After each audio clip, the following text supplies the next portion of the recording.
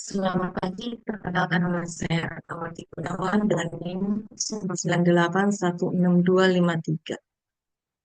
Hari ini saya akan mencoba mempresentasikan tentang bahasa Indonesia, tata bahasa, dan komposisi. Mulai dari ragam dan fungsi hingga bunyi dan kelas kata di dalam bahasa Indonesia.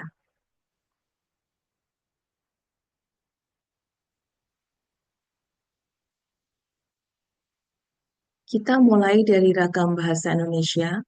Bahasa Indonesia memiliki ragam lisan dan tulis, baku, dan tidak baku.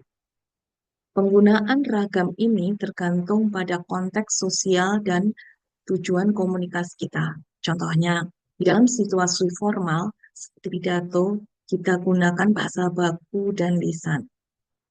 Bahasa Indonesia memiliki beberapa fungsi penting, antara lain sebagai alat komunikasi antar warga negara, sebagai pemersatu bangsa yang multikultural, sebagai identitas nasional, dan juga sebagai alat untuk mengembangkan ilmu dan budaya. Lalu kedudukannya ada dua, yaitu sebagai bahasa nasional dan bahasa resmi negara, di mana bahasa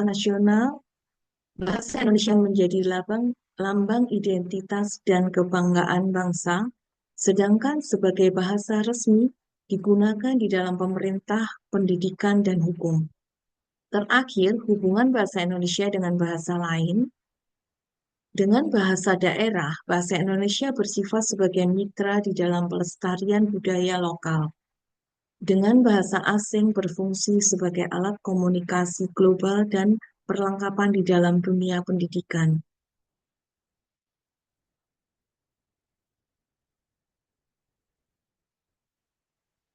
Berikut kita bahas tentang bunyi bahasa.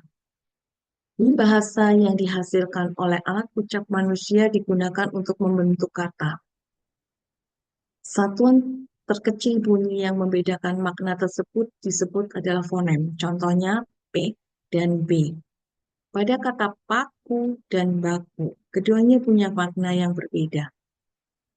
Ilmu yang mempelajari ini disebut fonologi dan terbagi menjadi dua.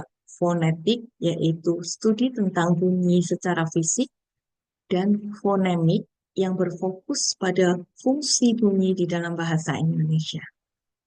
Contoh fonem vokal di dalam bahasa Indonesia: A, I, U, E, O. Sedangkan fonem konsonan contohnya B, K, M, dan seterusnya.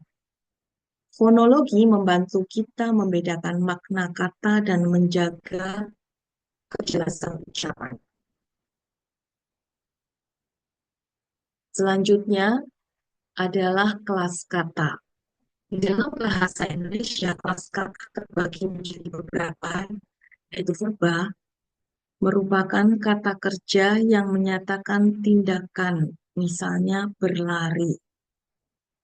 Batasannya adalah sering diiringi dengan kata sedang dan akan serta diikutin objek.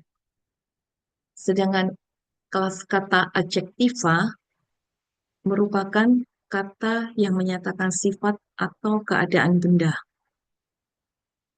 seperti cantik, tinggi, dan batasannya sering diiringi dengan kata sangat dan lebih, biasanya setelah nomina. Sedangkan adverbia merupakan kata yang memberi keterangan pada verba atau adjektif. Contohnya sangat dalam kata sangat cepat.